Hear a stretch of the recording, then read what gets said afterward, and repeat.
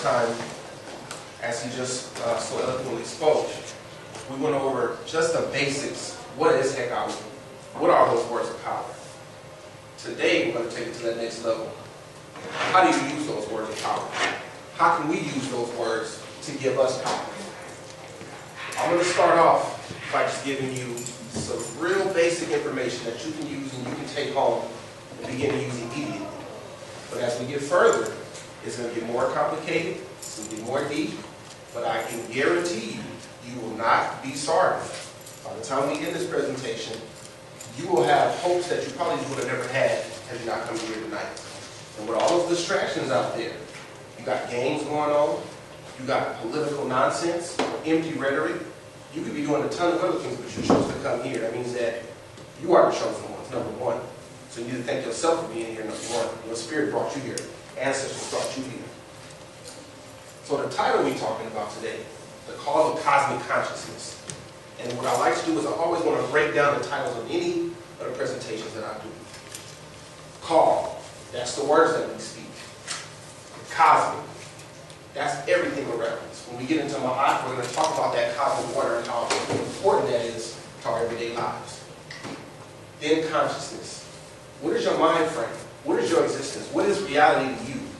Once we get into those things, you'll understand exactly why we're talking about the call of cosmic consciousness. We'll even get into some creation stories, and you'll understand why it's so important that we talk about the call of cosmic consciousness, because that breaks down exactly what those creation stories talk about. So without any further ado, let's get into some of this information. So you want to use words of power.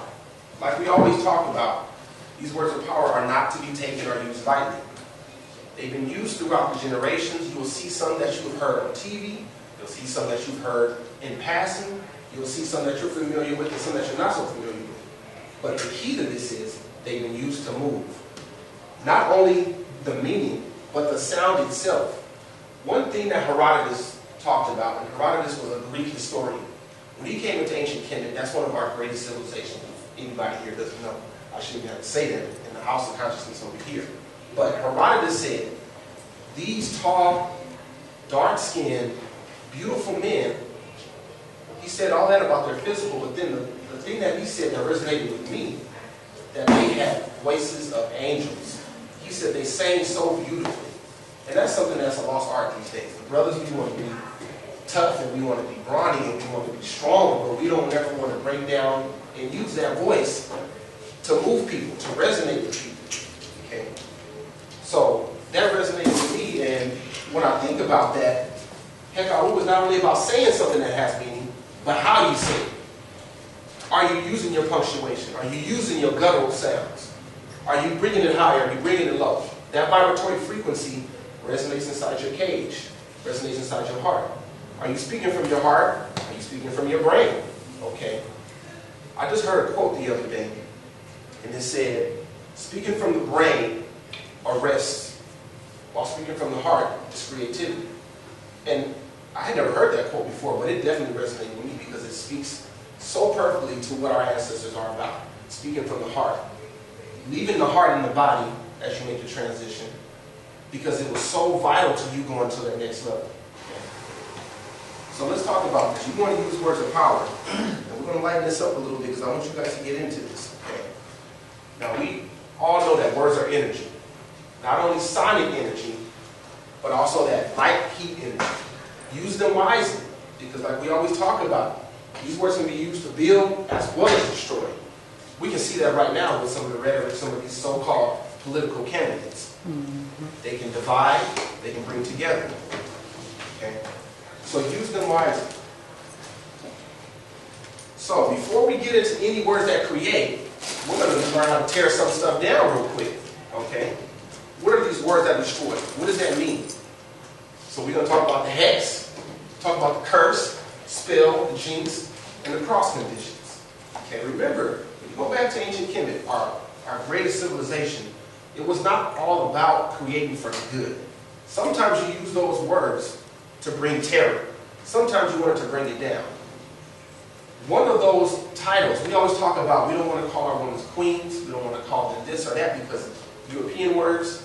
When we look into what these royal women were called at the time, you see Ma'at Haru, and you also see Ma'at Haru Setes, which means she who sees Haru and Set.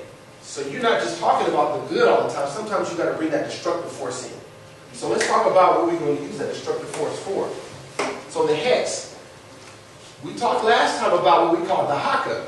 Now, if anybody remembers the haka, that was from a group of, I want to say, New Zealand people. And they would do almost like a dance with a chant before every game that they played in order to intimidate their opponent. I don't know if you guys remember that or not, but we can see the direct delineation from where the Hekau comes from, or those words of power.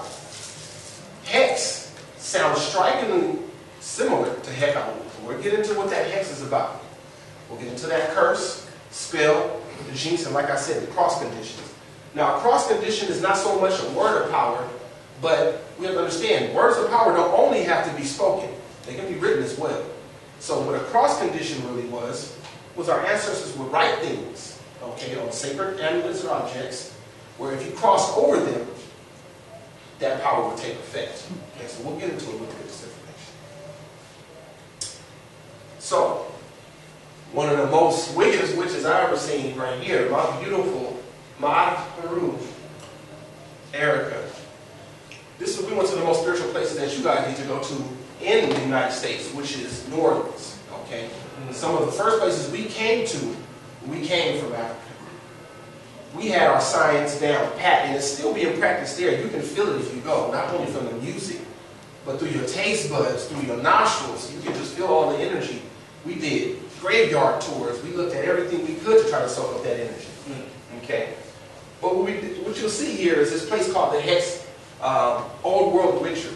You'll have one of these in New Orleans, where they know the science is, and you also have one in Boston and Salem. All right. Now, we know about Salem, and we hear about Salem witchcraft all the time. Okay. Another reason that's important is because, well, I don't want to jump ahead of myself, but we'll get into the Dutch and what the Dutch have to do with this so-called hex. But basically what a hex is words that are spoken or written in order to bring about a certain calamity on a person's physical or their soul. Now, it can be used in a plethora of ways. Okay, I'm going to give you a certain story that I wasn't even going to tell today, but I end up telling these stories quite often. Now, I was able to, before I went to New Orleans, I stopped in Shreveport, where my family is from. And my daddy and his people have been there for years. They even still live on the same plantation where they were brought from. It's now called Mitchell Lane. My last name is Mitchell, and it's still called Mitchell Lane where they live. So I went down there, and I'm asking my granddaddy about just some of the things that he experienced, and if he knew of any of the recipes or the words of power from back in the days. And he, he's been converted, so he doesn't deal with all of that. I'm not talking about that. I don't want to hear all of that. But I will tell you the story. So I said, okay, well, tell me. He said, well, one day I went around the corner with a couple of my friends, and there was this old crazy lady that used to live on the corner. And every time we passed by her house, she would do something crazy, and we would end up running. We messed with her. So this one time, we got a little bit old, probably about 20 years old at the time, 21 years old. So we go ahead and go by her her yard, and my homeboy throws a piece of paper on her yard. So she comes out, and she comes and tells him, if you don't pick up that paper, well, first she tells him to pick it up, and he's too big for his britches, so he says, no, you know what, I'm not listening to you. Just keep on walking. So he says, if you don't pick that paper up, you're not going to shit for a week. He said, get out of here. So he goes on about his business. She said, okay. She goes back in the house, comes back out, says some words of power, which she cannot remember to this day, but said some words of power, spit at him, and shook her dress 2 times at him, just like that. Okay, that's that. Next thing I know, Granddaddy getting a phone call. Hello? On the other line. Hey, man, it's been about 4 days straight. I'm on the toilet. I can't do nothing. I think she put something on me. This is the words and the power that it has, okay? He didn't think it was going to make no effect on him. But guess what? He was the one calling my granddaddy saying, I can't get it out. What am I going to do here? So, don't think that this is just empty rhetoric. Because as we know, even psychologically, words can have an impact on you.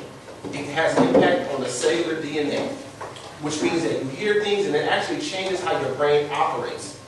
You can hear something, and if it's associated with something negative in your life, it can literally make your heart skip beats, it can change your breathing patterns, it can change the electrical pulses that's coming from your brain, from your spinal columns.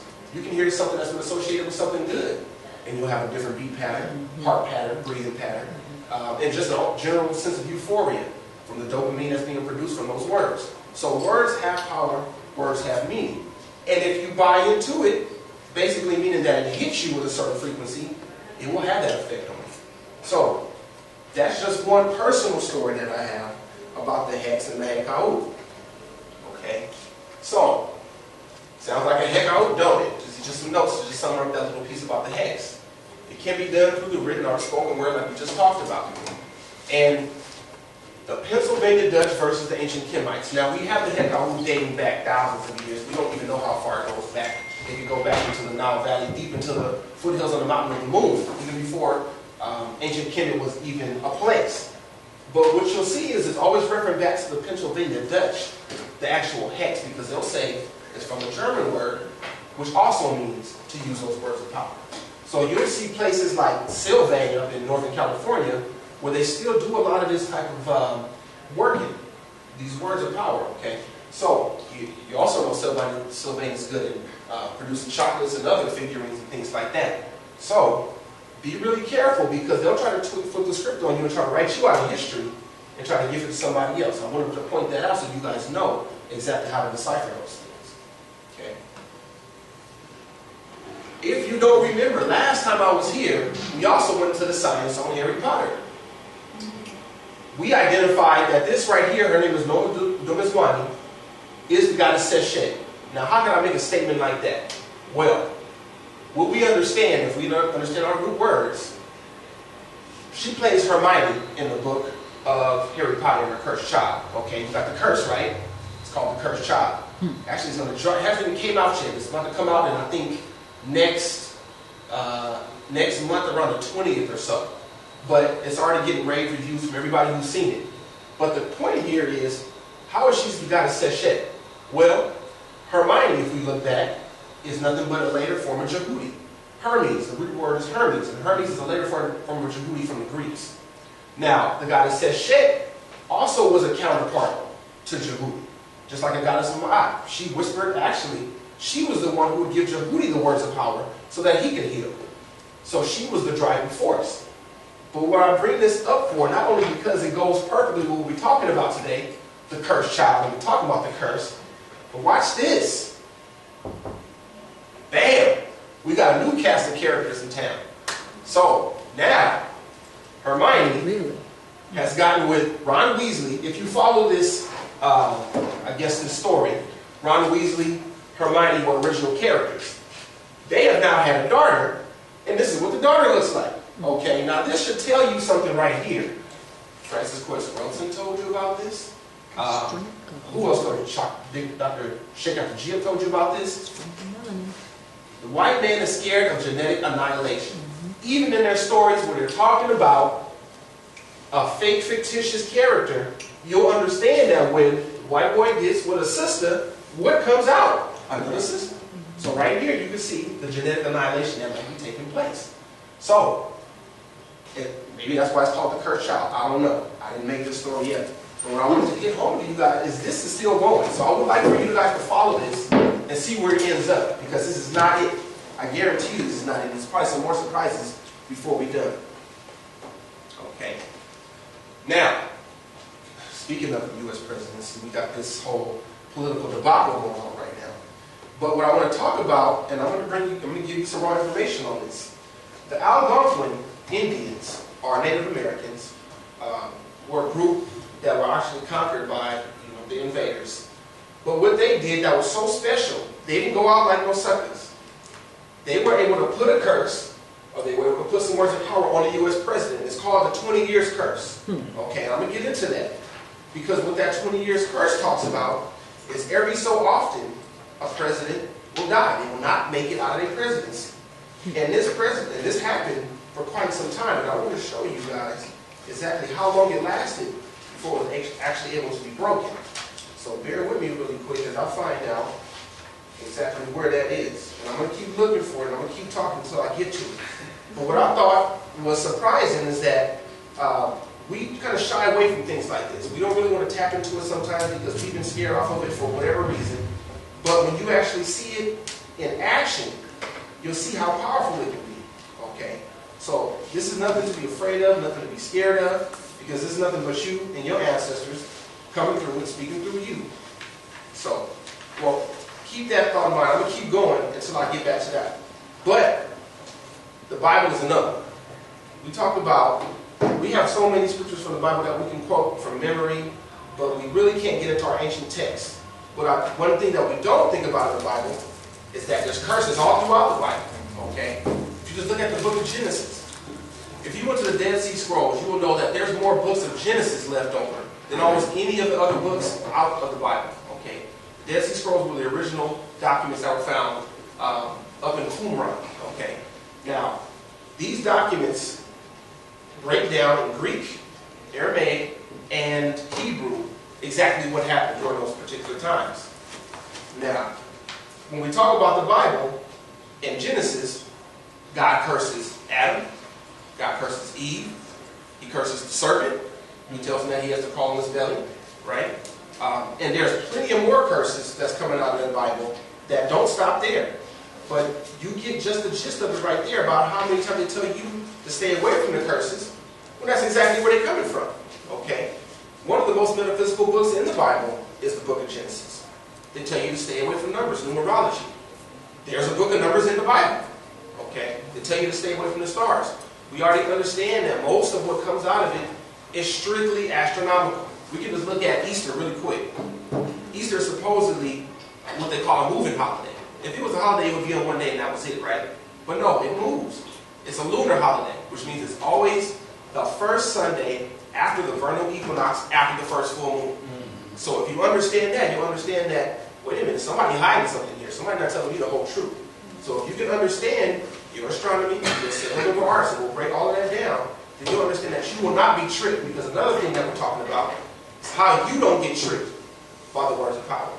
You'll know how to use them, but you'll also know how to defend yourself. Okay? There's defensive magic, there's offensive magic. Okay? Now that is not a word we want to use often, but some people need to just hear that basic word to understand how much power it got. Okay? So let me, here we go, I found it right here. Curse to the United States presidency. I'm going to pass this around. See, last time I came here, the sister told me you don't ever pass around no articles in the dark, but now we got some light, so I'm going to pass the articles around again. Okay? So, the curse of Tecumseh. Let me read a little bit of this to you. I'm going to pass it around so you guys can see it for yourself. It says, Tecumseh's curse was reputed to cause the deaths in office of presidents of the United States elected in years divisible by 20, beginning in 1840. This alleged curse appears to have fallen dormant since Ronald Reagan, elected in 1980, survived an assassination attempt. So he was close. He barely got out of there. And George Bush, elected in 2000, survived his 8-year presidency. And we know right now, we're hoping Obama or who will get out of there. So we'll see what happens with that. But if it don't start, maybe we need to resurrect this particular curse right here. So and it goes into a lot more, but I'm just going to pass that around so you guys get to see. Okay. Sports.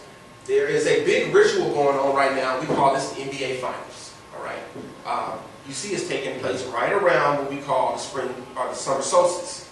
This is happening every single year.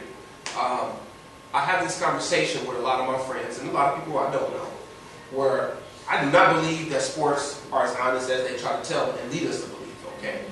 Yes, brothers are out there trying their hardest. Yeah, they have been practicing since day one. But what you have are officials out there who can determine an outcome of the game with a few calls, with a few snatches per player, with a suspension, with a this or with a that. I predicted that Golden State would lose that next game, and they did, after a player was suspended on the next day for pretty much doing nothing. Okay? I need you guys to look up a man by the name of Tim Donaghy. He was a referee for the NBA who got caught fixing games for probably about a good 10 years, okay? He was the only one who got caught, but he was the one who had to be the fall guy. Now, he squealed a little whistle on quite a few officials, and he said exactly what they would do. They would not throw particular players out. They would not call technical fouls on some players. They would know who to foul out and who not to foul out. And you saw it play out right there before your eyes on this last game. Okay? But I didn't really want to get into all of that. I really wanted to get into the sports curse because you'll have things like the Cleveland curse. They haven't won a championship in any major sport in, I don't know, over like 60 years or so. They say they have a curse. You got, and some of you in here probably know about this, the Madden curse, right? Where if you're on the front of the Madden football game, you're supposed to break a leg, break an ankle, break a rib or something next year. This has been going on for quite some time, okay?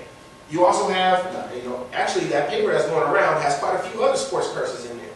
So you'll see, if we're not supposed to dabble into this, how come major players are using this type of information on this? Well, let's look at who the major players are. Who runs the NBA? Who are the coaches?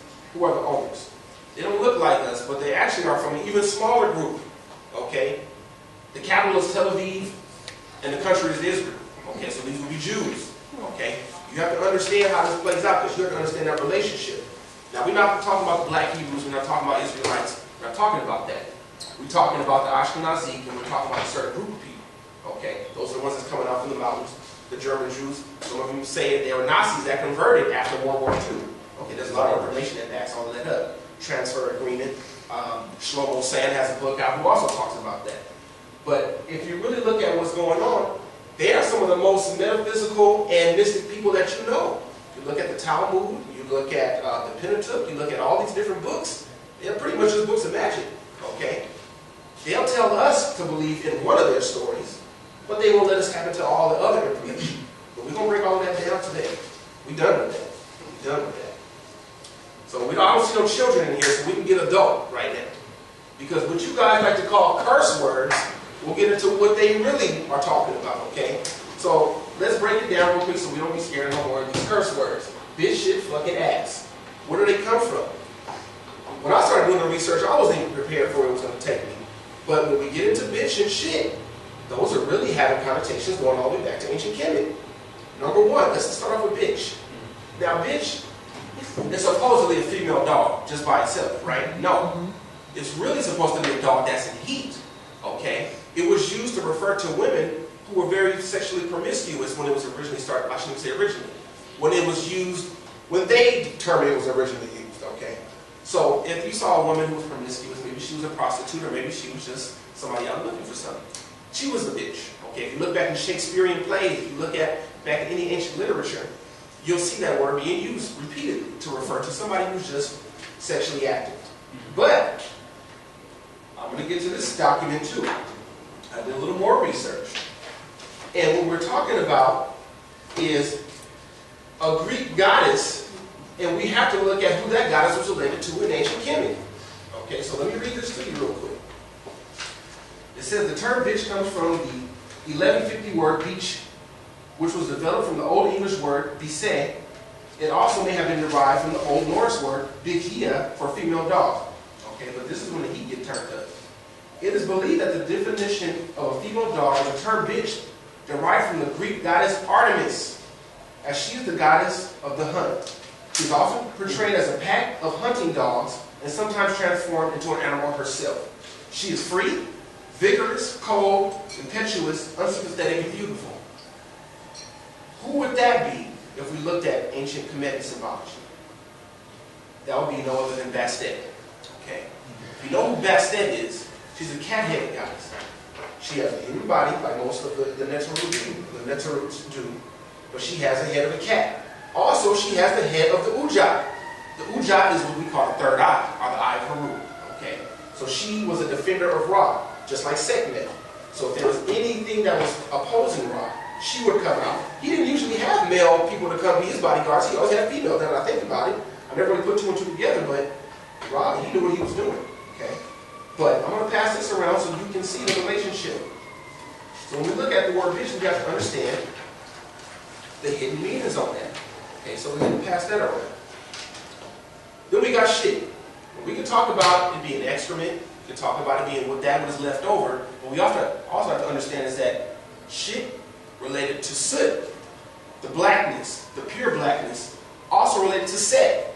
Set is an old, actually he's one of the oldest deities coming out of ancient Kemet. just like I spoke about, I have this document here from Wolfram Grzeski, and I have to thank one of our classmates for bringing this to my attention. I never knew this existed, but it was called The Ancient Egyptian Queens. Okay, so I got to give him a shout out. But this book breaks down what the titles were of the queens going back to the old dynasty. And like I told you earlier, they had names ranging from she who sees Heru, to she who sees Heru and Set, to Jehud, the priestess of Jehudi. See, some people say, oh, but wait a minute, they weren't priestesses back in those days. There was only a priesthood. Well, I got evidence right now that's breaking all that down. If she's a priestess of Jehudi, then who was she? What was she doing? I didn't make that term up. This is what our ancestors wrote down. So, I want you guys to get a copy of this if you can. I'm going to pass it around just so you can see. And just look at some of the terms. I'm going to go to the Old Kingdom for you. Back to the first dynasty, so you can just see. I'm just going to rattle off a couple of them for you. Mut Nisu, king's mother. Waret Hezut, great of praises. Ma'at Heru Setes, she who sees Heru and Set. Hibit Nisu, Mert, beloved king's wife. Hibit Nisu, Waret, the great king's wife. Okay, so I'm going to go ahead and pass this around. But once again, we're seeing Set eventually becoming shit. Not only that, we have him, Shaitan, we have Satan. Okay, so you see the slow progression over the years of how our deities become these evil, demonic, so-called demonic words, because we know what a demon is. Even a demon is really higher than some of the angels. Okay. Then we get into fuck. Now, fuck doesn't really have a Kemetic origin or an African origin, but what we can say about fuck is that it always did mean to have some type of intercourse. And this can be going back into most of those Germanic languages. And I know Sister GJ back, it always breaks me off about the Germanic languages and knowing where the languages are coming from. So I had to make sure I had to represent her on this one. So when we look at this, fuck is an obscene English language word which refers to the acts of sexual intercourse. And it's also commonly used as an intensifier or to denote disdain. Okay? So it doesn't always have to mean sexual act. You can just hit your nail on the table, fuck. Okay? It just means that you want to add emphasis on something. Now, your priests or any of your spiritual leaders, they'll use certain words to get a certain reaction out of you. It'll pull it out of you. That's exactly what this does. Okay? It's being used in a certain way to denote a certain type of feeling.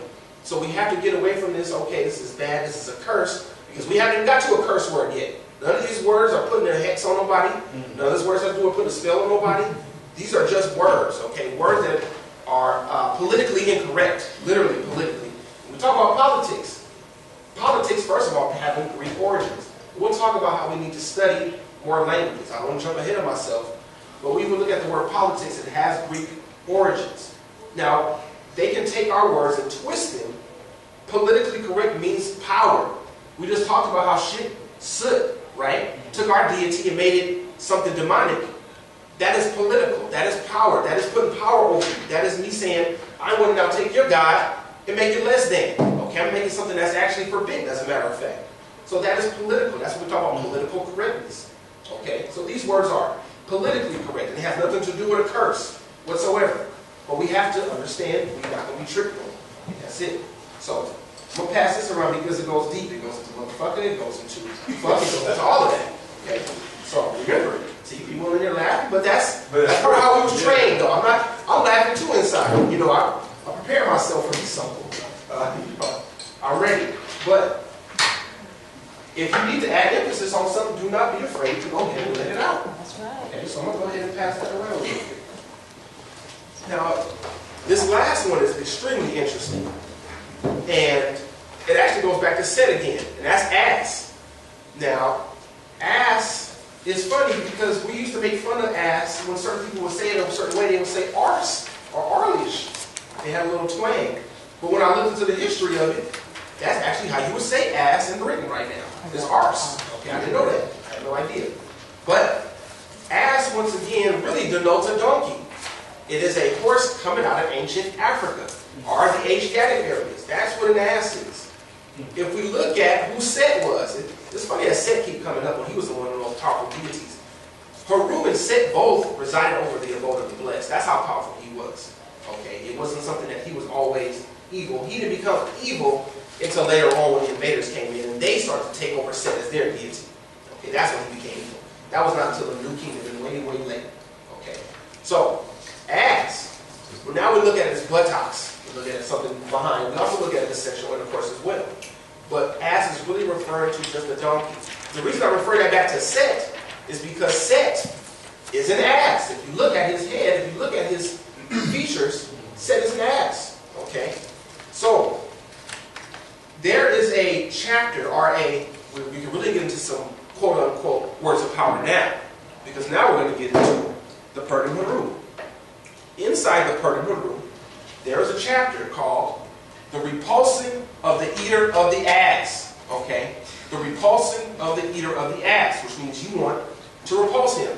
And you'll have a picture of whoever the deceased is stabbing a snake in the head, actually piercing the snake, going into a donkey. Okay? Now, there was something there. I have to do a little bit more research into why that was. But what you'll understand is it was something that they were repulsed by. But what I did is I got that chapter for you, and I want to read a little bit of it to you. It's not a long one, so there's some extremely long chapters in there. There's some pretty short ones. Let me go ahead and read this chapter. It's spell, or it's, I should say, Heku, number 40. Spell for repulsing the eater of the ass. Okay.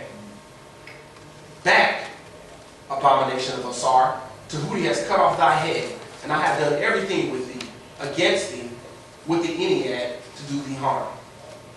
Purify yourselves, all ye deities, overthrow the enemies of Osar, while the lords of Atu are in rejoicing. Back, swallower of the ass, abomination of Ha, who's in the netherworld? I know. You say, I know 4 times. Where art thou? I am the Lord of the Eye. Okay. This has to be one of the oldest words of powers that we have. So, repulsing the eater of the ass, and I'm not talking about tossing those salads. Okay, so I'm going to pass that around so you get a chance to see that. So, now that we went through all of that, nobody saw that one curse word up here, but you saw some other politically incorrect words that put power over you, or put power over your deities. Now let's get to the real curse word, the only one that you can actually say in public is damn. Okay? What is damn? Damn is all through the Bible. Okay? And of course I have to bring up one of our, she's an ancestor now, Aaliyah. She played, and you need to watch this movie, The Queen of the Damned, because they dropped the science in there, okay? She's sitting there with her African queen in the very beginning, her African king, her nice suit in the beginning, right next to each other in stone. They say some words of power, they get woken up, they try to fight off, but they end up killing the king, the nice suit, and she's left to defend all by herself, okay? What is her name in that movie? Akasha. Acacia records, the blackness, the pure blackness, melanin. So, once again, these people understand what they're doing when they come out with these movies. It's us who need to understand. We need to be out there making these medical physical movies. We want to come out with the same thing. We want to come out with some basketball wives. We want to come out with the same old story. Some Uncle Buck. We want to come up with stuff like that. And we'll sit there and laugh, but we need to get more deeper into what we're talking about. So hopefully, whoever can see what we're talking about here can take this and say, you know what? Let me step outside the box. I'm going to use these words of power to then go write a script on something that we can really tap into and not just on the surface. One person I have to say I'm proud of right now is Ta-Nehisi. If anybody saw the latest, I think it's the latest Avengers movie, or no, Captain America, they have the Black Panther in there. And what he says in there, I haven't seen it yet, but my partner told me, he says the Black Panther is in there, and he's talking to, I guess, Captain America, and they have a conversation, and he's saying, you know what? I'm different from you guys.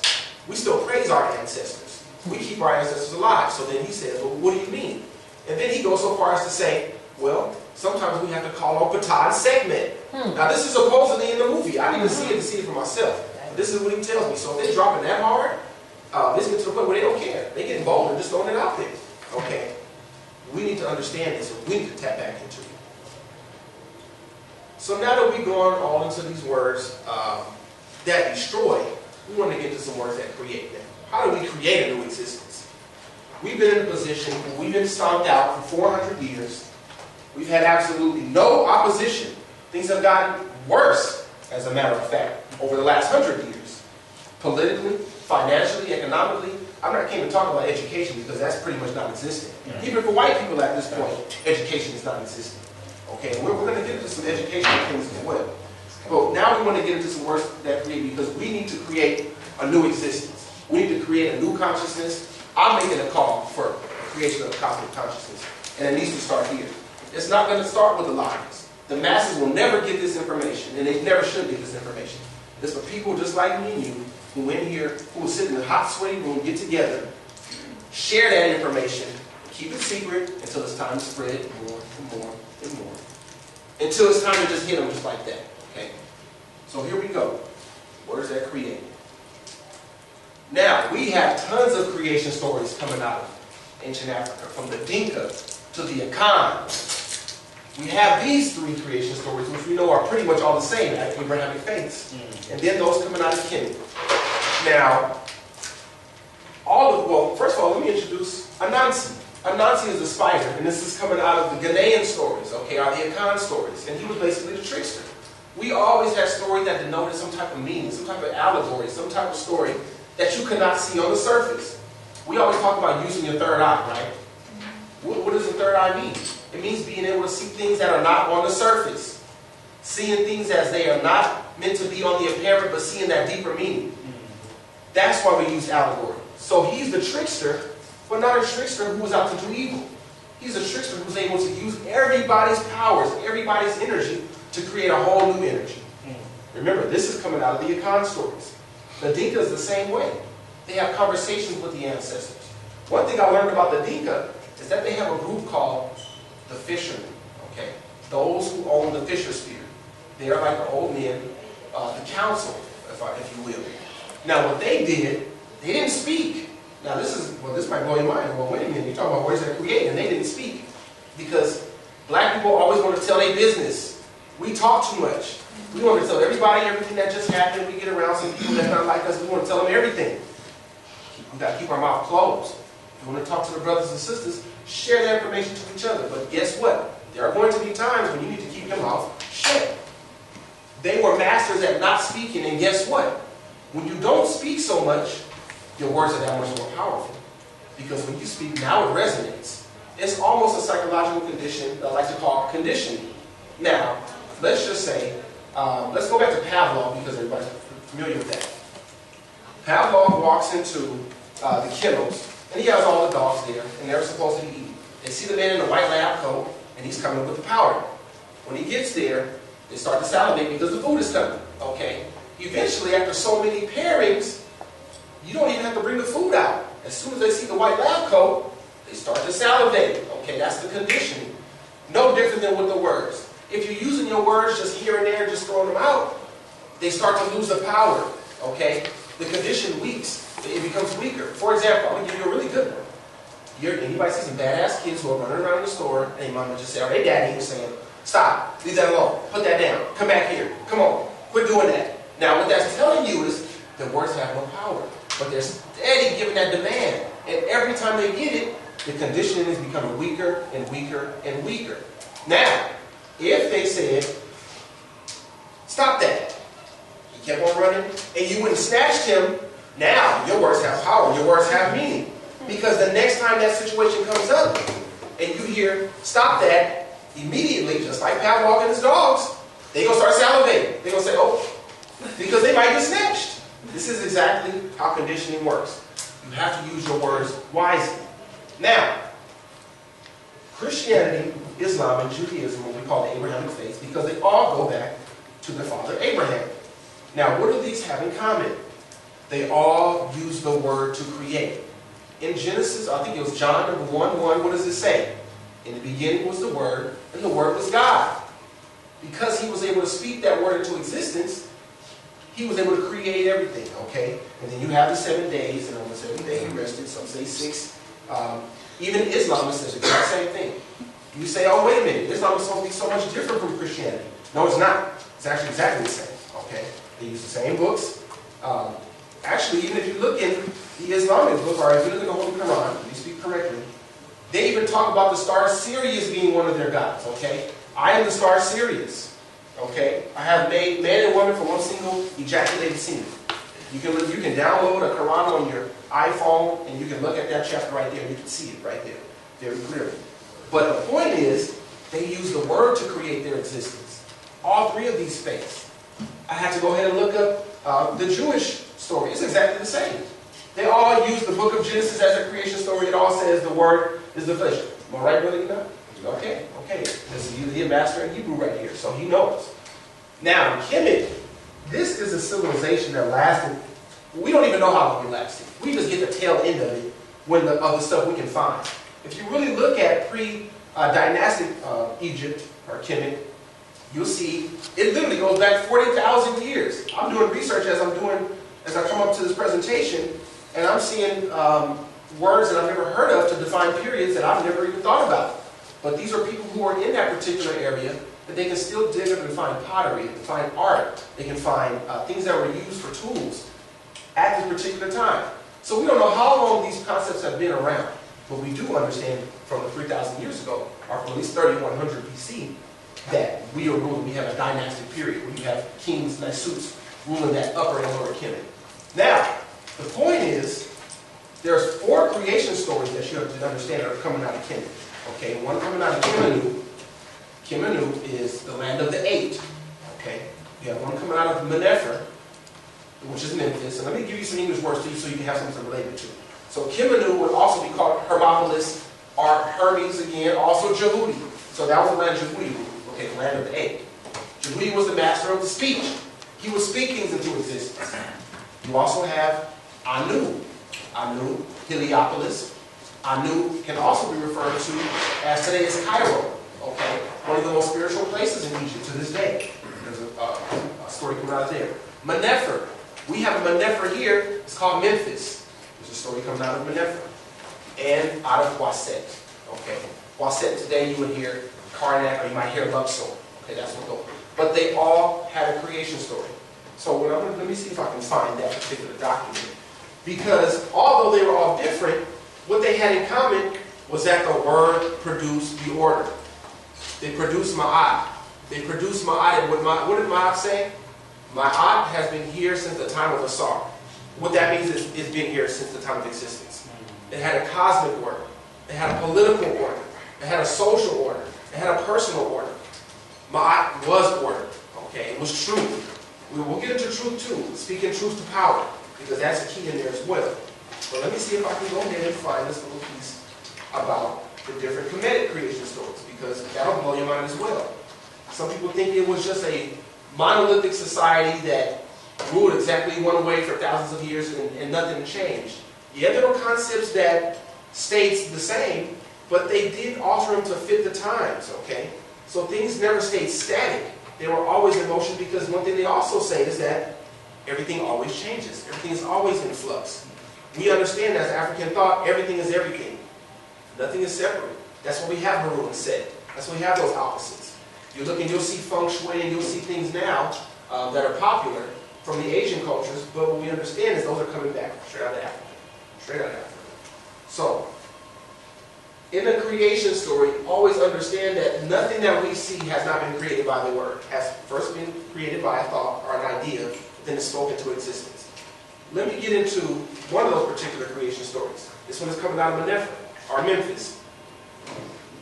There's primordial waters, right? The waters of Nut. Out of those waters rises a hill. Out of that hill comes the sun, or Atum, okay? The creative thought. That hill is what we call Ptah. Once those two get together, they then create a word. And once that word is spoken, they begin to call out the names. Okay? They call out the names of the different deities, which some people say are opposites, but they're really complementary to each other. The light and the dark, the infinite and the finite. Okay, and it goes on to have 8 snakes and 8 frogs representing the male and the female. So you'll see those complementary angles. They're really one, but they're different aspects of that one. So that's just one creation story coming out of Menefer. You also see that on the Shabaka text. Anybody ever heard of the Shabaka stone on the Shabaka text? Yes. Okay, so that's what you'll see written down. When our ancestors from Nubia came up and reunited those lands, they used that text, brought it back out, re-inscripted it, and that was actually used to decipher the Meno Neter, because you have it in Greek, you have it in Coptic, and you have it in Urdu. So that's how they were used to break it down. They use that, they use a Rosetta Stone, and they use a what do you call it, a Tekenu coming out of Philae. So they use all those things to break down our language, our words of power. Any questions on any of that information? Okay, a lot in a short amount of time, but it's so vast, our knowledge and our knowledge of this word, that I don't want to leave anybody unturned. I know we started a little bit late, but if you have any questions, please ask me, because I do want to get that out to you. Now, the Mockingjay. Somebody's familiar with this story. Anybody ever seen the Mockingjay, or the Mockingjay stories, or the, what is it called? Hunger Games. Hunger Games, okay. Dystopian futures, okay. At this point in time, Canada, United States, and Mexico have all become one. You have it looks like today, you have a political system that's going awry, and you have a person who is now chosen one who's going to bring everything back into existence. They use something called the Mockingjay to represent the symbol. Now, if you look at this closely, you'll see a circle, which is representative of a sun. It's on fire, and you'll see inside of it, it's a heron. Okay, why is that important? Because we have something called the Bennu bird coming out of Anu, which is one of the gnomes in ancient Egypt, which represents heat, resurrection, and rejuvenation. It is always able to burn itself down and then come back anew to create a new existence. It also calls out to create all the cosmic orders coming out of one of the creation stories out of Anu, which is Heliopolis today. Now, why is that important? Once again, we see how it can be used out there in Hollywood, but we don't tap into it as much. What's another name for this Bennu bird? Phoenix. The phoenix, okay. Everybody heard about the phoenix, but we might not be too familiar with the Bennu bird. You have what's called the Ben stone, okay. The Ben stone comes from the Bennu bird. The Bennu bird would arise from that Bennu stone, or the Ben stone, which represents your pineal gland. And it represents your third eye. I will show you exactly how it represents the third eye. This is how. That stone was also put on the top of each of the pyramids. Okay, it represented that soul being resurrected and that deity becoming, or that ancestor becoming a deity. Okay, so you put it on top of the pyramid. It was a capstone, and it symbolized the peak of knowledge, the peak of spirituality, the peak of that transformation from the physical into the spiritual. Okay, resurrection once again, not resurrection back into a physical life, but resurrection into a spiritual life, so that you can live on again. And we always talk about living forever. That's why anybody who came into Kemet, they want to know how to live forever. How are they the gods? How are they walking around living forever like this? Well, this is how they figured it out. So once again, you have the story of the Bennu bird, you have the story of the Mockingjay, and just really quick, what is a Mockingjay? I'm just going to read a little bit to you about exactly what a Mockingjay is. Okay. When first told around the fire, fairy tales like Cinderella were entertainment for everyone, and only in the past few centuries have they become the province of children. Something of the sort may be happening to epic and romance today, from the epic of Gilgamesh and Homer to the Popol Vuh and the Arthurian romances. It is about great themes, larger-than-life characters, and amazing feats. Okay, and it goes on to say, let me get to this really quick. The Jabberjays, showing an unanticipated will to endure, mated with the mockingbirds to create mockingjays.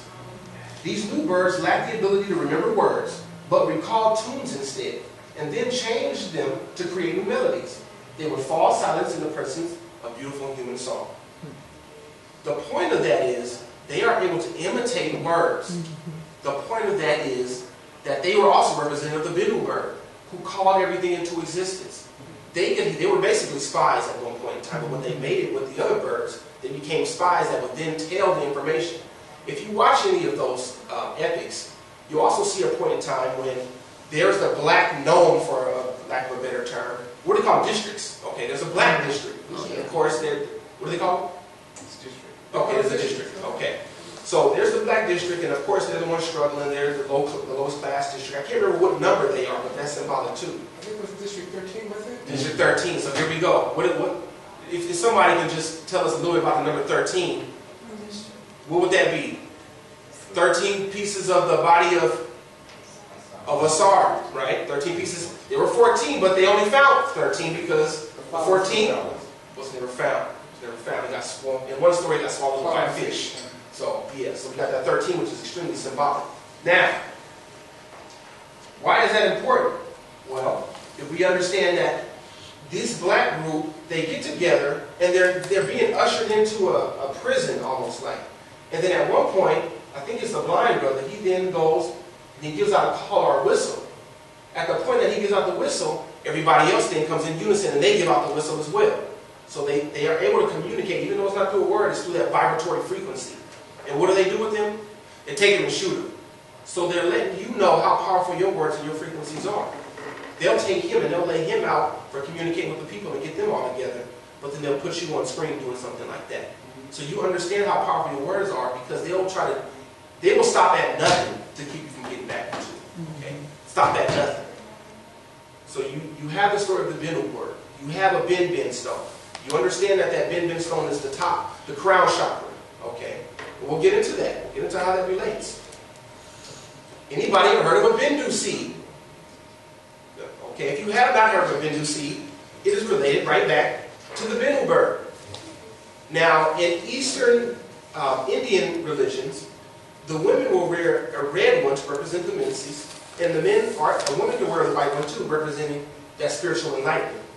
But basically, what you have is another third eye. It is no coincidence that you have Bendu. Okay, now. Who is this? And what does this represent? In their religion, in their spiritual orientation, they understand about the chakra system, the root chakra all the way to the crown chakra. And when they are able to see that third eye, they're able to see past the apparent, when they're able to see past what's going on in the physical and into the metaphysical, they are said to become enlightened. And at that point, they were their Bendu seed. Okay? So you'll understand, once again, we talked about the third eye. We talked about the Ben stone becoming that cap. We talked about that, the rising of the chakras. We talked about the third eye chakra, the crown chakra. You can see, I'm piecing together little pieces from here and there, but they're all bringing you back to the same place, okay? So I don't want to get nobody lost. I don't want anybody to be confused. I want you to still understand we're talking about the same thing. That creative word, that creative spirit, that creative power, okay? Once again, we're going to keep it going. The uchat. Now, we always talk about how words can be spoken and how we're talking about letters and we're talking about frequencies. You have to understand also, numbers are the universal language. So when you can speak through numbers, when you can speak through arithmetic, geometry, music, and astronomy, that's all numbers. Arithmetic being pure numbers, geometry being numbers in space, music being numbers in time, and astronomy being numbers in time and space, you're talking about numbers. When you talk about those first three disciplines, you're talking about mostly words. The grammar, the logic, and the rendering. Okay, this is our classic educational system. When has anybody ever heard about taking an astronomy class in elementary? Or a junior high, or even a high school? You really don't hear about it. They're cutting out music in the school, so you don't get that anymore. You'd be lucky if you could get to geometry these days. Okay, so these are the arts that we have to get back into because these are our languages as well. What is all this here? Why do I have all these numbers up here? Well, if you look on what's called the Rhind Mathematical Papyrus, it's one of our most historical documents representing mathematics. And what you'll see is, Heku had a fight with his uncle Set, where his eye got tore out. And when his eye got tore out, he then took it and spread it across the lands. So then who comes to save the day? He who speaks powerfully, Jehudi. He takes the eye, puts it back together, but he does not give 1/64th back. So if you add all these up, you'll see that 1/64th is still missing from the eye. Okay? But they use this to do their fractions. They were not only the origins of finding the area of a circle, finding the volume of a truncated pyramid, finding the golden ratio, which would be the golden proportions, the 3, 4, 5 triangle to make a pyramid. This is the basics of all mathematics and geometry that we know of today, coming out of your third eye. So it's not enough to just be able to speak the words of power, or to hear those frequencies. You also have to get back into your numbers. We talked about the dates, we talked about the astronomy and how things move all in sequence. The cosmos, as above, so below. Whatever is happening in the cosmos is happening here. Where you're born in comparison to the sun has an impact on your personality. How much sun you get in a certain time of year as you're born in that developmental period has an effect on who you become. So you might say, oh, I don't believe in that astronomy. I don't know about no Leos, no Scorpios. I would, okay, look up B.F. Skinner. He didn't get into any hypothetical constructs whatsoever. B.F. Skinner was a psychologist who strictly dealt with human behavior and was extremely effective at programming people. But the key to him was, he even said, well, I have scientific evidence to prove that the time of year you were born and the relationship to the sun has an effect on who you will become later on in life. Okay? So you have to understand that numbers are the universal language. We talk about ma'at being in order. It's still the same thing. Yes, just real quick on the same subject, when you say who someone will become later in life, you know, if someone conscious speaks to someone who might not be, or you're trying to grow somebody or groom somebody, and you say that that they will become, what sense of who you will become? What does that? Is it a righteous person, an unrighteous person, etc., etc.? What does that? And that's an excellent question. Characteristics.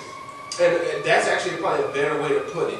Because I don't want to speak of an end result as in, this is who you will be at the end. Yeah. But you will display certain characteristics innate in you that, depending on your environmental programming, will come out in certain ways. So let's say you're born in the summer months. You're going to be more active. Your pineal gland, your third eye, your eye that's also receiving light, gets more sunlight during that time. You get 18 hours of sunlight during that period of time. So you're going to be more fidgety. You're going to be more active. You're going to be more outgoing. That's why they say those who are born during those summer months are more outgoing. Whereas if you're born during a period of time where you're not getting a lot of sunlight, okay, that developmental period is mostly dark, you're going to be more sullen, you're going to be more to yourself, you're going to be more quiet, you're going to be more reserved. And it'll play out differently depending on what your environment is like. So you're not going to be a certain way just because you're born in August or December or wherever. But you have a tendency to display certain characteristics, Behaviors and characteristics that will then, okay, bring certain characteristics out of you. But that's an excellent question. Excellent question. How are we doing on time, brother? I just lost time. Just got into it. Yeah, we got like 15. Okay. I'm trying to smash it because I want to get to something really, really important about this language at the end. Now, we have ma'at here. And I'm sure everybody's familiar with this beautiful woman. This is Rihanna, if you don't know. But what is more important is who is this here? What we see is she understands something that we may not be able to understand. That is the essence of ma'at. She even has ma'at tattooed under her. But what does ma'at represent? Not just truth, order, harmony, and reciprocity and the things that we see. But ma'at represents much more than that. Like we talked about earlier. The cosmic order. We just talked about the cosmicness and how that has an effect on your human behavior. Talk about that social aspect. How do you relate to your man? How do you relate to your woman? How do you relate to each other? That political aspect. We talk about political correctness, political incorrectness. Who has the power, who doesn't? Okay, and to yourself. Are you in balance with yourself? Are you speaking the truth to power? Are you being truthful with yourself? Now, that right there is magic in itself. If you are speaking the truth to power, you are in balance. When you have to speak double speak, and when you can't speak truthfully, and you can't speak honestly, you can't speak from the heart like we talked about. When we begin to rationalize with this, we stop our speech with this here, you're not speaking that to power. So if there's something that you take away from today, know that you can speak from your heart. You can speak for truth. When your heart was weighed on that scale of Ma'at, it was weighed against that feather of Ma'at. Okay? So, we see how it relates. The heart, the feather of Ma'at, speaking truth to power. We talk about harmony. Well, she is a musician. There is a reason why she has that. Harmony not only meaning the music of the spheres or how things work together, but also frequencies. Again, we're talking about frequencies. We're talking about how things resonate with you. We talked about in the beginning how when Herodotus came into ancient Kemet, that they sang so beautifully. Those big, tall, dark men sang so beautifully. Those harmonies that we talked about. Let's look at the musical scale. We talk about how 7 is a sacred number in ancient Kemet. You have 7 notes within an octave before you can get to the next highest note. Okay? A, B, C, D, E, F. Then you go back to A again. Okay? Once again, you start with that 7. The next octave is 1 higher. These are all harmonies. And if we don't understand why that scale was set up the way it does, we miss a significant part of our existence. Okay? A significant part. So, Understanding speaking truth is not something we have to do. It's something that we must do. Not for anybody else, but really mostly for ourselves. So speaking truth is actually magic itself. Now, there's 5 secrets of language. I have a book here called African Philosophers, written by Brother Molefi Kente Asante, where he talks about how we used to use these secrets of language in order to keep things secret and to portray different meanings. Number 1, gematria. That's assigning numbers to words. Okay? Certain words would have certain frequencies based not only how they sounded, but also how they added up. I'm sure some people have heard about different words having different numbers and different powers. If anybody knows a numerologist or anything like that, they will understand what they're talking about here. There are some languages which still use that. One of them being Hebrew, where you have numbers that are actually represented by letters. Another one is Greek. Greeks actually had symbols that were also not only sounds, but they were also numbers. They had a number frequency to them as well. If we're going to be able to communicate with each other to where we're not getting infiltrated, we need to start using some of these, and one of them is gematria. Some of the brothers in prison are the best at doing something like this because they have to speak in codes. So those brothers know, they understand we can't just give everybody information. They're the ones who tapped into Swahili first. Using information coming from Brother Karenga. Okay, so we owe him a lot. The brothers in prison that are on lockdown, actually prisoners of war is what they are. They owe him a lot. Okay, what's another one? Tomorrow. And that's using the transposition of words. So words meaning one thing forwards and another thing backwards. Par and rap. Okay, rap can mean to speak, to talk, to exchange information. But par can also mean to be even, to make something, to make it to a certain level. So hiding things that way. Notarian is basically an acronym. PEMDAS. If anybody knows what PEMDAS is back in mathematics, please excuse my dear Aunt Sally. Parentheses, exponents, multiplication, division, addition, subtraction. It's a way for you to remember your order of operations. Oh, see, I thought that was a 7. Let's not go crazy on that. That's 6 right there. Then we have allegory. We talked about allegory with our man Anansi, who was the spider, the creator, the trickster.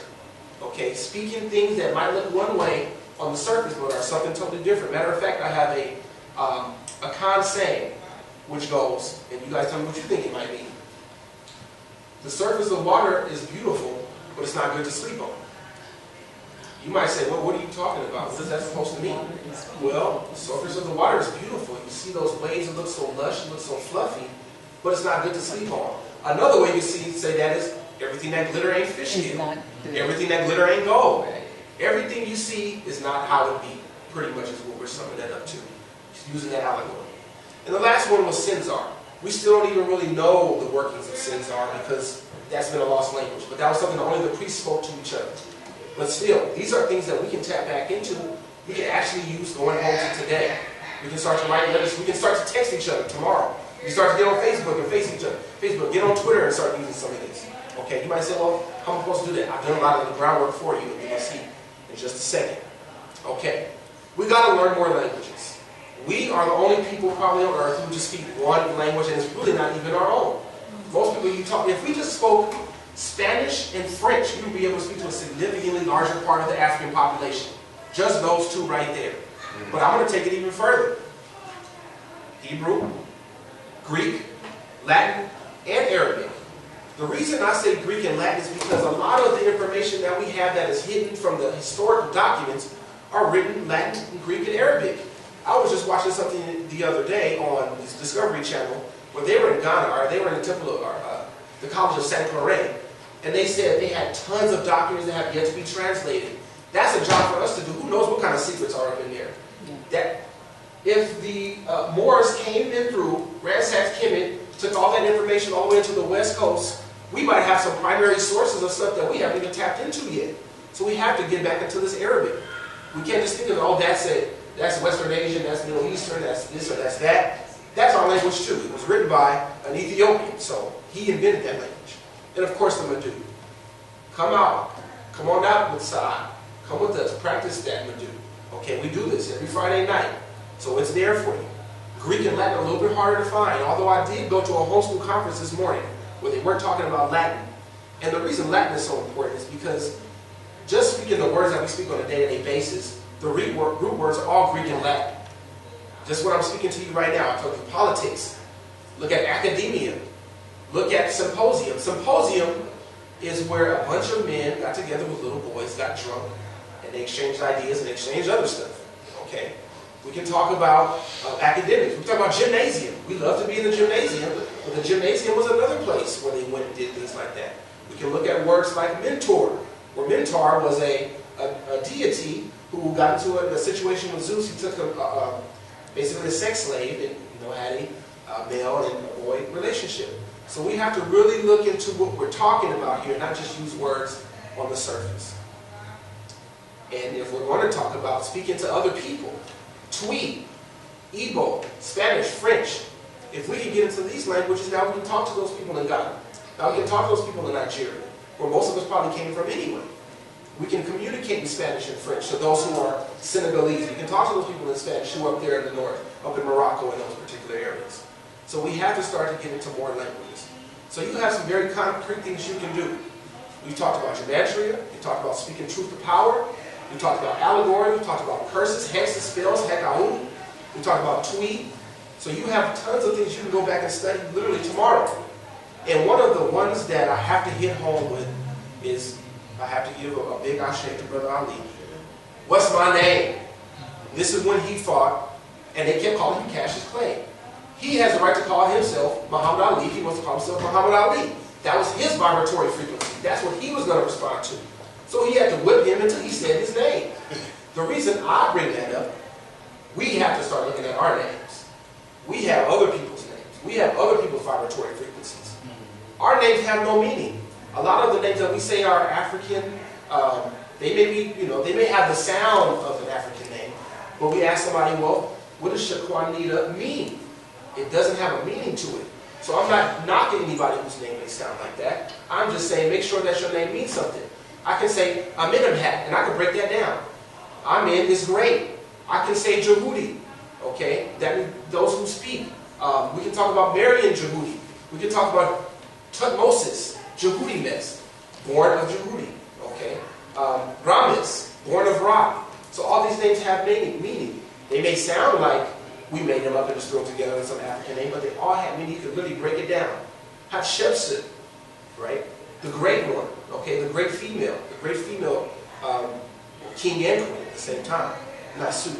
So look at those names. Really consider, if you want to take on those names, if you want to change your name, if you're having children, what do you want to name your children? Where do you want to use an African name? What does it mean? Just don't do it just to sound right. Do it because it has meaning, it has some significance behind it. Remember, these are powerful. What's the magic word? We don't have a lot of time, so I'm not going to get into the magic word, but I have a list of magic words here which have a ton of significance. You go from abracadabra, alakazam, hocus pocus, open sesame. Those are just what we're familiar with. If I had time to get into the scientific aspect of this, we know that abracadabra can be traced back all the way back into Hebrew, and maybe even before that into ancient Kemet. Ab, heart, Ra, the sun, Ka, we have Ka, Dab, I haven't really been able to figure out yet, and Ra. But it also is associated with Abraxas. You know Abraxas? Abraxas was also a deity coming out of ancient Kemet in the later periods. Alakazam, hocus pocus. All of these have meanings, and I have the documents, and I'm going to pass out just so you guys can see them, because I'm not going to be able to get into the science tonight, because I want to get to something that's much more important. Okay. One of my favorite scenes from Boys in the Hood. They're talking about the cosmicness, and all of a sudden he says, well, you read? He says, I ain't no criminal. I can't read, bitch. Now remember, we can't be scared of that because we already know what the meaning of bitch was. But the importance of that was that he was reading in the first place. They were talking about high sciences at that particular point in that movie. And when he got to that point, he was surprised that his brother was reading. So let's get into, what am I talking about? I have something that is a remedy for dyslexia. Okay? Most of our children are in special ed because they have difficulty reading. I can even show you now how difficulty reading can lead to homosexuality. What are you talking about? What are you talking about? That doesn't make any sense. Let me tell you this really quick. We know that most molestations happen near somebody's home. It doesn't happen in the bathroom. It doesn't happen anywhere else. It happens in the close family unit. If you are not reading by the age of the third grade, they're making beds for you based on the people who can't read. Okay, that's about 84% of third graders can't read in the black community. You then go into jail. Once you get into jail, you have a high likelihood of engaging in homosexual behavior. You come out of jail and then you get around your family members, your young nephews, your cousins, your boys, and you may engage with them. I've been around enough people to know that this is exactly what happens. So you might say, well, how did this happen? How did the cycle happen in the first place? Started from not being able to read. So once again, we look at that language and how important it is. We can even change that just by teaching our children the powers of language. Simple as that. So now what do you have a remedy for dyslexia? Now I have... Oh yes, Just a very quick question. So on this kind of idea here, are you also maybe saying that because you can't read by the third grade, which means you can't communicate back to an adult or a guardian something that may have happened to you? That's also a byproduct of that. I would have to agree with you. Absolutely. You may not have a good enough communication skills. You may be scared. You know. I'm done. Well, what would help both of this term go back? Because what would constitute the third grade technically in ancient times? Well, it wouldn't necessarily be in ancient times. It would actually have to do with our current system. The way our current system is set up, if they're not reading by the third grade, the chances are you're not going to really be able to read on grade level at any time in the future. So what they do is that's why these standardized tests are so important. They're not necessarily looking to see what you know. A standardized test, especially an ABC test, is set up to find out what you don't know. At that point, I can stratify society accordingly. I can say, okay, I can put him here, they're going there, and they're going there. That's exactly what they're for. That's why when we see Common Core, it's not what's being taught, it's what's being tested. Because a test, once again, is not to see what you know, it's to see what you don't know. Because if that was the case, they could just ask you. They can have you create your own answer. They will give you multiple ways to answer. But giving you 4 answers and telling you to pick one can also teach you the wrong thing. Once you see 4 options and you look at one, you don't know which one it is. You thought you knew it, but now you see all these distractors, you don't know it anymore. That's why it's so important to be able to read by the third grade, for our children specifically to be able to read. Not only we're getting picked off and going to special ed, but we're also getting picked off and going straight into jail. So we're losing a significant part of the population for having difficulties reading. This is why I'm proposing coming up with an entire new script. Now, what is my science behind supporting coming up with an entire new script? This is why. I'm going to read this to you. I sit on a board of school psychologists in California, and I had to write a paper on dyslexia because it just came out recently that dyslexia has to be tested for special education. We argued against it, but I had to write a position paper. In the position paper, during my research, I found out this. And follow me on this one. In the English language, the observable hallmark clinical symptom for difficult learning to read is inaccurate and slow reading. Remember, there's those 2 parts of single words. In other alphabetic languages that have more direct mapping between sounds and letters, Spanish, German, and in non-alphabetic languages such as Chinese and Japanese, the hallmark feature is slow but accurate reading. Why is that significant? Well, if I have a language like English, I have 2 chances to fail. I can read slow and I can read inaccurately. But if I'm using something like Madu, where I'm using symbols, Hebrew, Japanese, Chinese, I may read slow, but I'm going to read accurately. So I can get half of my students back literally just by that, just like that. Okay? They would not allow me to put this part in. Okay? This part got X'd out of the position paper. So you can go to California Association of School Psychologists, dyslexia paper. It'll pop up. You'll see everything but this. And this is significant because it affects those in diverse communities. Now, so what is your remedy? What are you saying? Well, what I've come up with is the Kentu script, for lack of a better term. What you'll see is, you'll see symbols. And you won't see 26 because there's a lot of sounds that we don't need. Why do you need a hard C and a soft C? Why do you need an S sound for a C and for S? You can cut that out. You just need one. Okay, so you see I broke it down. I use symbols not only from Kemet, I use symbols from Hebrew, I use symbols from the Mayan script, from the Akan script, and put them all together. I have the sounds, We put numbers to them, and we even have meanings. So in case you don't want to read it as an alphabet, right, putting the words together, you can read them as simple symbols. Now, you might say, well, that's kind of abstract. How do you just put something together and just throw it out there like that? Well, this is how. We're going to go through an exercise real quick to show you how quickly this can happen. I'll let the sister go first. Really quick. So would this be associated, not associated, is this more of a new derivation of the use of Ebonics, a pathway to Ebonics, as opposed to when it first came out, I guess 10 or 15 years ago, and the talk was, let these children say things like ain't and this and that, and speak poorly at home or pick up with, and then come to school, and they're supposed to get a translation. This is a more proper direction in the direction of Ebonics, is that?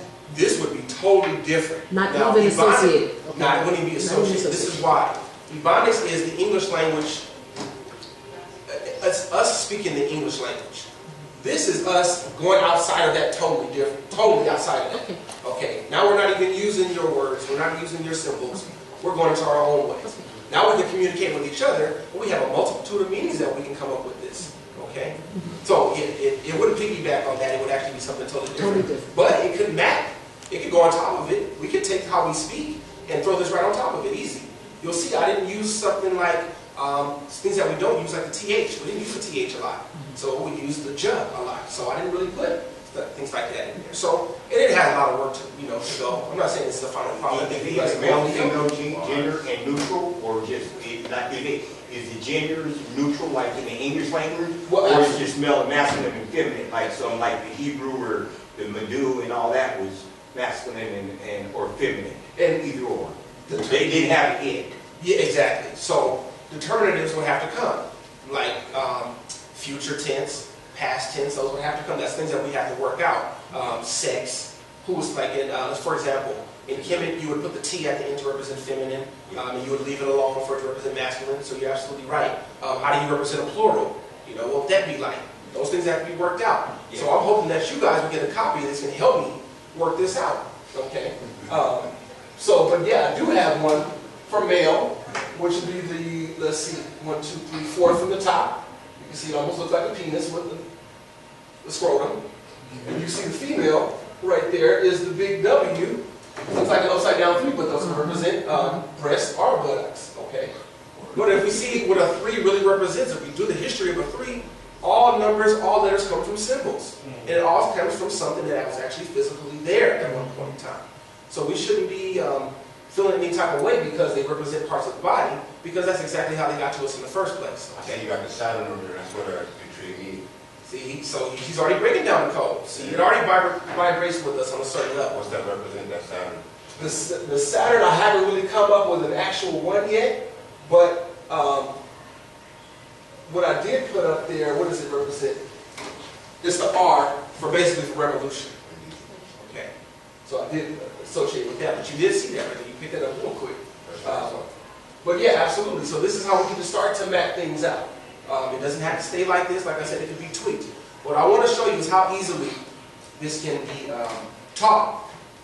So literally, we can have a language, teach our children within a generation, maybe on it like that. So let's do this exercise real quick. Okay. So I need you guys to respond when I call this out. So that first one is am. Am. Okay. The second one is I. I. Okay. Am. I. I. Okay, excellent. Am So go ahead and read that. I am. Okay, excellent. Perfect. So you're doing good so far. So let's go again. So remember, those first two are am and I. And now we have two new characters. We have to and born. Okay, let's do it again. To and born. Okay. Let's keep going. So can you read this? I am or to. Excellent, excellent. You guys are on point. So that's 5 you got already. Really, just like that. Let's keep going. So the first, starting from the left, is am, I, to, born. Now these two new ones are today and when. Today, when. Okay, here we go. I am or to You guys have picked up a sentence just like that. Just like that. So, it's limitless what we can do with these words of power.